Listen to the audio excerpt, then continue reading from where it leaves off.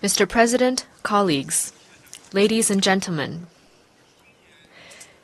this year marks the 80th anniversary of the victory of the World Anti-Fascist War. It is also the 80th anniversary of the founding of the United Nations. 80 years ago, fascism was defeated in fearless battles by countless heroic men and women around the world.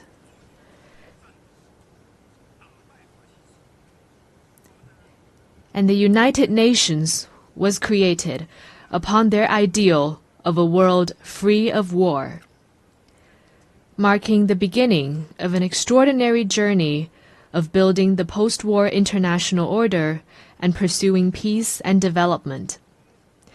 The past 80 years have been tortuous but purposeful. Today, the UN is the world's most universal, representative, and authoritative intergovernmental organization. With an international system centered around the UN and an international order based on international law, human society has realized overall peace and achieved unprecedented levels of development and prosperity. The past 80 years have witnessed tectonic changes in our world. Straddling 2 centuries, this period saw human society leapfrog from the age of electricity and computers into a digital intelligence era. While the world we live in has changed enormously, the ideal of making it a better place remains unchanged. Looking back, we can draw a number of valuable inspirations. First, peace and development are the strongest aspiration shared by the people of all countries. Having gone through 2 world wars, we must never forget the bitter lessons learned through bloodshed and loss of lives. For 80 years, a generally peaceful international environment has led to remarkable growth in the global economy. Today, as the desire for peace and development grows even stronger around the world, it is incumbent upon our generation to further strengthen the force for peace and development. Second, solidarity and cooperation are the most powerful drivers for human progress. In the ferocious years of the World Anti-Fascist War, countries with different social systems, histories, and cultures rose above their differences, fought side by side, and prevailed together. In the 80 years that followed, they weathered a succession of vicissitudes, such as the Cold War standoff, financial crises, and global pandemics, by staying connected and working together. All this proves a simple yet powerful point. Solidarity lifts everyone up, while division drags all down. The road ahead might be hard and bumpy, but when all countries unite as one and collaborate in good faith, our strengths will converge into a mighty force with which we can withstand any headwind and cross any hurdle. Third, fairness and justice are the most important values pursued by the international community. History keeps reminding us that when might dictates right, the world risks division and regression. Should the era of the law of the jungle return, and the weak be left as a prey to the strong, human society would face even more bloodshed and brutality. As members of the global family, we must uphold justice while pursuing our own interests. This is particularly true for the major countries. Only when all countries, big or small, are treated as equals and true multilateralism is practiced, can the rights and interests of all parties be better protected. At present, the world has entered a new period of turbulence and transformation. Unilateralism and Cold War mentality are resurfacing. The international rules and order built over the past 80 years are under serious challenge. And the once effective international system is constantly disrupted. The various problems induced are distressing and worrying. Humanity has once again come to a crossroads. Anyone who cares about the state of affairs in the world would want to ask, why couldn't we humans, having emerged from tribulations, adopt a greater sense of conscience and rationality, and treat each other with kindness and coexist in peace? How could we, in the face of deplorable incidents such as humanitarian disasters, turn a blind eye to atrocities that trample blatantly on fairness and justice and sit on our own hands? How could we, when confronted with unscrupulous acts of hegemonism and bullying, remain silent and submissive for fear of might? And how could we let the ardent passion and dedication of our forefathers in founding the UN simply fade into the pages of history?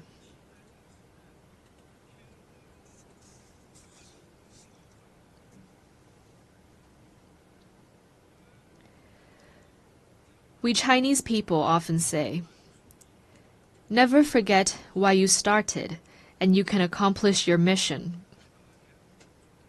Arriving at the UN headquarters this time, I saw over 190 national flags lined up in front of the building and fluttering in the breeze. I saw the sculptures, "Let us beat swords into plowshares," and "Nonviolence," with their time-tested message ever so loud.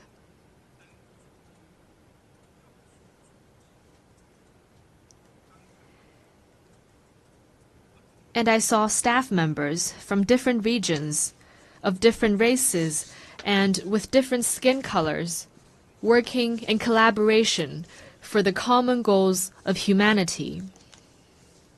What I saw got me thinking. Those people, objects, and scenes that embody peace, progress, and development are exactly why we choose to commemorate victory. They are also what inspires us to forge ahead, hand in hand. While we may not be able to go back in time and relive the victory, we can definitely create a better future together.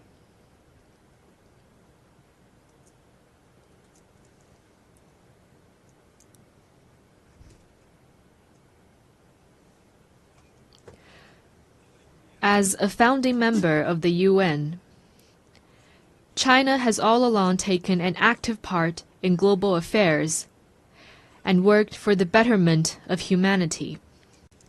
Over the years, President Xi Jinping has put forward the vision of building a community with a shared future for humanity, the Global Development Initiative, the Global Security Initiative, the Global Civilization Initiative, and the Global Governance Initiative, sharing China's wisdom and solution for navigating global transformations and overcoming pressing challenges. In particular, the Global Governance Initiative proposed at the Shanghai Cooperation Organization Tianjin Summit at the beginning of this month underscores the principles of adhering to sovereign equality, abiding by international rule of law, practicing multilateralism, advocating the people-centered approach, and focusing on taking real actions. It points the right direction and provides an important pathway for building a more just and equitable global governance system.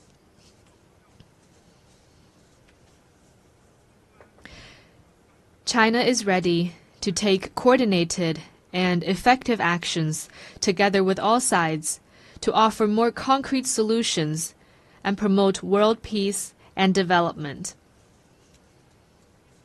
First, amid the volatility and turbulence in the world, we must work together for peace and shared security. All countries belong to the same global village and rely on each other for security. We should uphold the vision of common, comprehensive, cooperative, and sustainable security, and respect the legitimate security concerns of all countries. We should settle differences and disputes peacefully through dialogue and consultation. Persisting in camp-based confrontation or willful resort to force only drives peace further away. China has all along acted as a staunch defender of world peace and security. China is the second largest contributor to UN peacekeeping budget and the largest provider of peacekeepers among the permanent members of the Security Council. China has been working actively to promote peace talks on hotspot issues such as the Ukraine crisis and the Palestinian-Israeli conflict.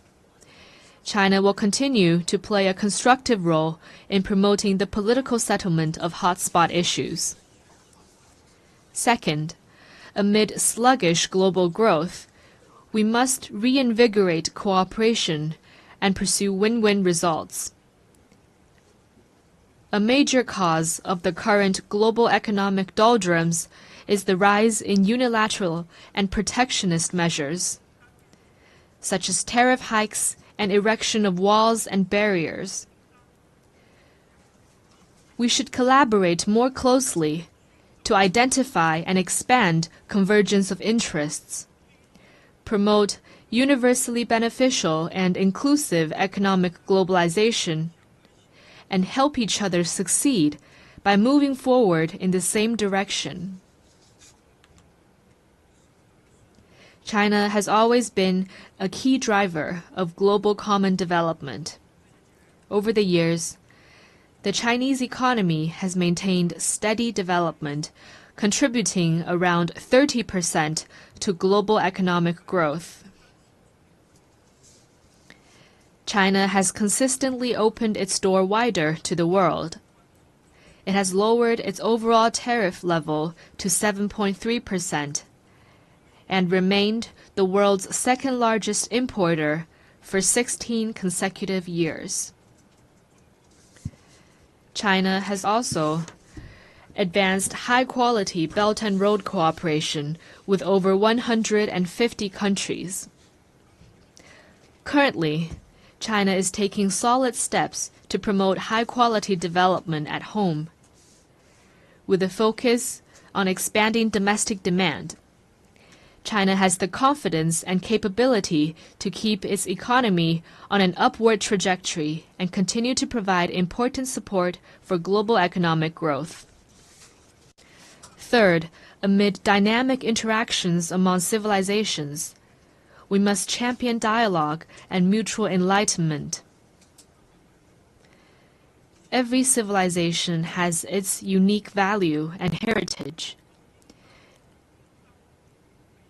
and deserves acknowledgement and respect. obsession with so-called civilizational superiority or ideology-based circles only breeds more division and confrontation. Adopting an inclusive attitude and engaging in exchange and mutual learning is a sure way to build more consensus and collective strength. China has all along engaged in active civilizational exchange and mutual learning. Over the next 5 years, China will carry out 50 development cooperation programs in the field of culture and civilization for fellow developing countries, and host 200 thematic training and seminar programs, contributing its part to inter-civilizational dialogue and the progress of civilizations. Fourth, amid emerging challenges, we must respond with concrete efforts and protect our shared home. Climate change is a major challenge confronting all of us. We should uphold the principle of common but differentiated responsibilities, promote the effective implementation of the Paris Agreement, and enhance international collaboration on the green economy.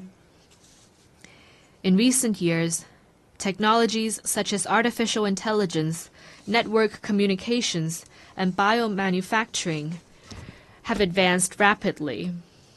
Along with the benefits, they also bring potential risks. We should adhere to the principles of people-centered development, technology for good, and equitable benefits, improve relevant governance rules at a faster pace, and strengthen global governance cooperation, so that technological progress could bring real benefits to humanity in a better way. China has always been a responsible stakeholder in addressing global challenges.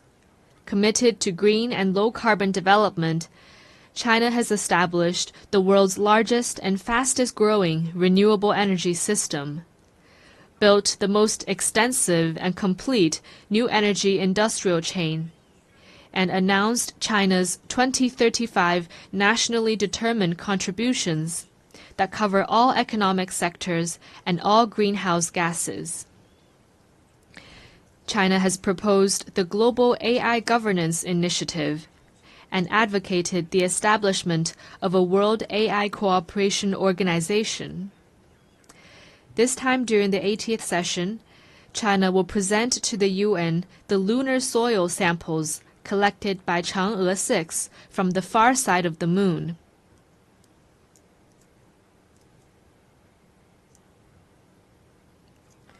Going forward, China will take more proactive actions and work with all parties to advance global governance in relevant areas. Colleagues, China stands ready to work with all members to uphold the standing and authority of the UN, safeguard the purposes and principles of the UN Charter, support UN reforms to improve its efficiency and capacity to fulfill its mandate, and advocate greater representation and voice of developing countries. China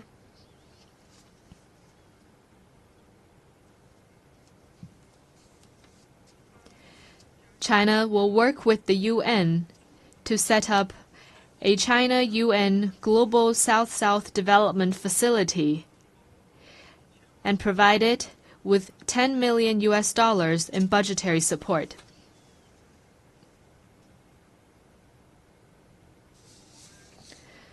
China will also partner with the United Nations Development Program to establish a global center for sustainable development in Shanghai to accelerate the implementation of the UN 2030 Agenda for Sustainable Development.